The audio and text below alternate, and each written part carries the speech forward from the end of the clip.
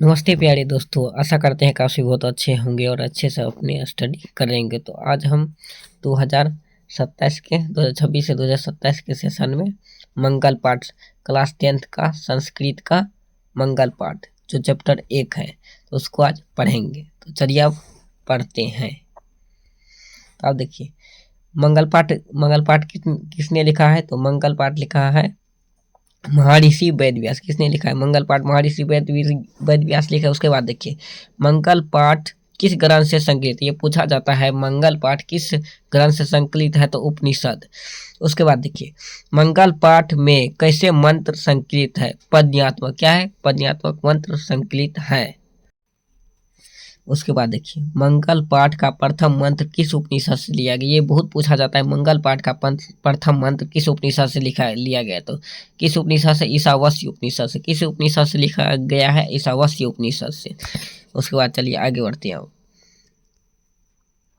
यहाँ देखिए लिखा है मंगल पाठ में कितने मंत्र संकलित है? तो मंगल पाठ में कितने मंत्र है? 5। पूछा जाता है मंगल पाठ में कितने मंत्र है? तो 5 मंत्र है। कितना? 5 मंत्र है मंगल पाठ में। चलिए अब आगे बढ़ते हैं। उसके बाद देखिए उसके बाद है दर्शन शास्त्र। अब उसके बाद देखिए दर्शन शास्त्र के सिद्धांत का वर्णन किसमें किया गया है? तो उपनिषद में। ये पूछा जाता है जो दर्शन शास्त्र का किसमें वर्णन किया गया है? तो उपनिषद में। उसके बाद देखिए उसके बाद है यह संसार किसके द्वारा अनुशासित है? किसके द्वारा? परमात्मा यानी ईश्वर के द्वारा अनुशासित है। समझ। उसके बाद देखिए पूछा जाता है सबसे महान कौन है? सबसे महान कौन है? आत्मा। उसके बाद देखिए सूक्ष्म से भी सूक्ष्म कौन है? तो आत्मा। सूक्ष्म से भी सूक्ष्म आत्मा और महान से भी महान आत्मा। ये क्या है? मोस्ट VVI है, बहुत पूछा जाता है। समझ गए? जो आपके 2027 के लिए बहुत उपयोगी है। चलिए आगे बढ़ते। उसके बाद यहाँ से पढ़ेंगे। देखिए बहती हुई पूछा जाता है जो बहती हुई समुद्र कहाँ मिलती है? तो बहती हुई यहाँ लिखा है बहती हुई नदियाँ कहाँ मिलती है? तो समुद्र में। कहाँ मिल जाती है? समुद्र में मिल जाती है। उसके बाद देखिए 11 नंबर में है ब्राह्मण को प्राप्त करने की चर्च किस उपनिषद में किया गया है? तो मुंडको उपनिषद। याद रखिएगा किस उपनिषद में? मुंडको उपनिषद में किया गया है ब्राह्मणों का चर्च। उसके बाद देखिए सत्य से क्या प्राप्त होता है? सत्य से क्या प्राप्त होता है? देवलोक। जो व्यक्ति सत्य बोलता है उससे क्या प्राप्त होता है? देवलोक। याद रखिए क्या लोग? देवलोक प्राप्त होता है। उसके बाद देखिए उपनिषद में किसकी महिमा का वर्णन है? ये पूछा जाता है जो उपनिषद में किसकी महिमा का वर्णन है? तो परमात्मा की। किसकी? परमात्मा की वर्णन है।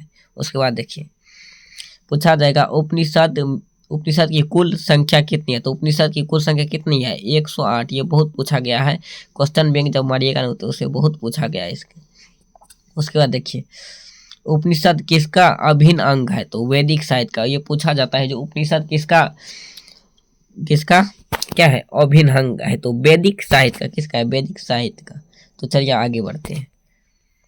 उसके बाद यहाँ देखिए उसके बाद देखिए यहाँ है ईश्वर का मूल रूप क्या है? तो ईश्वर का देखिए मूल रूप क्या है? सत्य की पराकाष्ठा। क्या है? ईश्वर का पूछा जाएगा मूल रूप क्या है? तो सत्य की पराकाष्ठा। याद रखिएगा। उसके बाद देखिए सांसारिक जीवन क्या है? एक मिथ्या। क्या है? एक मिथ्या है यानी मोह माया है। सांसारिक जीवन क्या है? एक मोह माया है जिसमें हम जी रही हैं फिर मर जाएंगे एक दिन। उसके बाद देखिए सत्यमेव जयते किस उपनिषद का मूल मंत्र? ये पूछा जाता है सत्यमेव जयते किस उपनिषद का मूल मंत्र है? तो मुंडको उपनिषद। किस उपनिषद? तो मुंडको उपनिषद। उसके बाद देखिए सत्य का मुख किस पात्र से ढका है? हिरणमय पात्र यानी सोने के पात्र से ढका है। किसे? हिरणमय पात्र। तो सत्य का मुख किससे ढका है? तो हिरणमय पात्र जिसे कहता है सोने के पात्र। उसके बाद देखिए मृत्यु को वश में कौन कर लेता है? मृत्यु यानी जो मृत्यु को कौन वश में कर लेता है? विद्वान लोग। कौन कर लेता है? विद्वान लोग। याद रखिए कौन कर लेता है? विद्वान लोग। उसके बाद आगे बढ़ते हैं।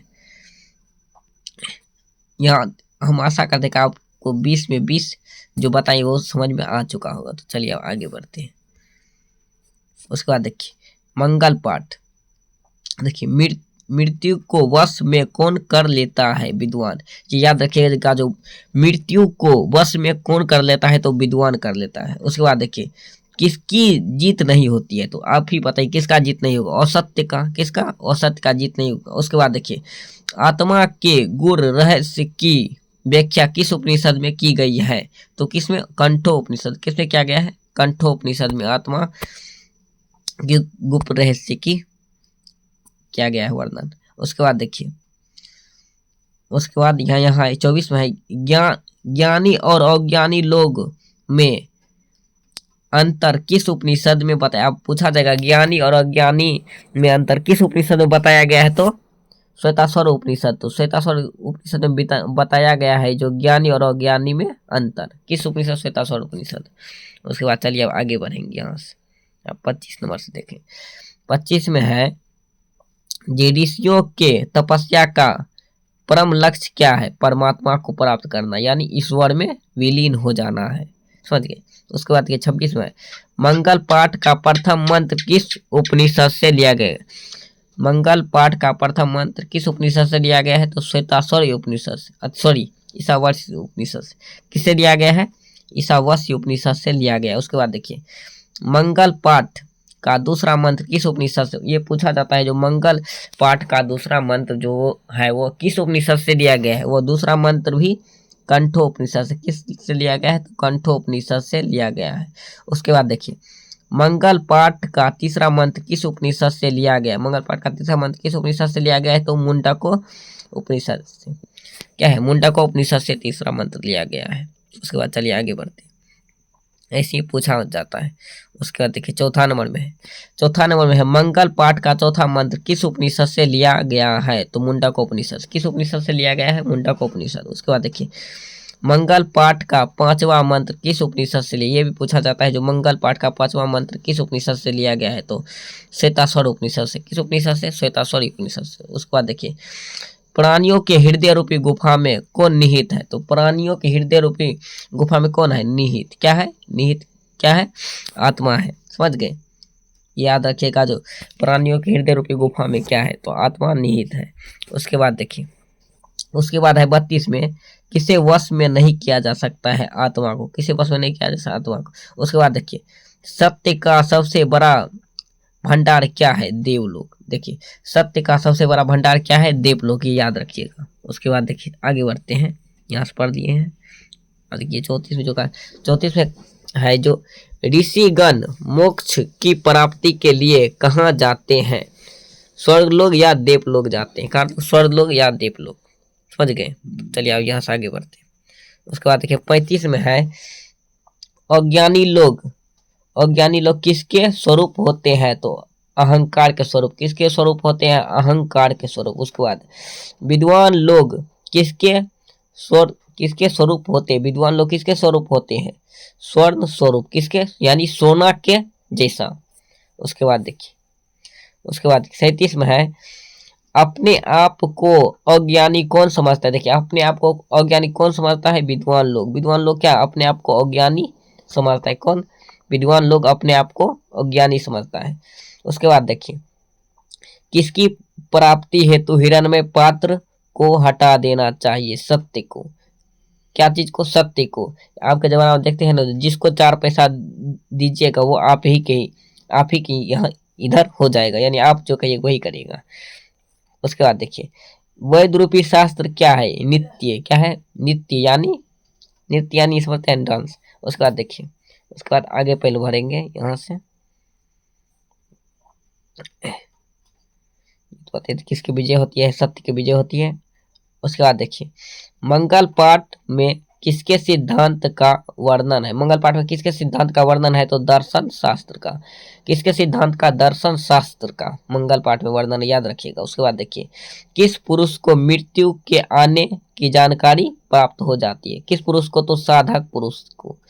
साधक पुरुष समझते हैं, यानी विद्वान पुरुष। उसके बाद देखिए, सुख का वहन करने वाला कौन है? सुख का वहन कौन करने वाला है? अहिंसा। क्या है? अहिंसा सुख का वहन करने वाला है। उसके बाद क्या आगे बढ़ती है, यहाँ तो पढ़ लिया। उसके बाद 43 में किस उपनिषद में सत्य के महत्व पर प्रकाश डाला गया है? मुंडको उपनिषद में।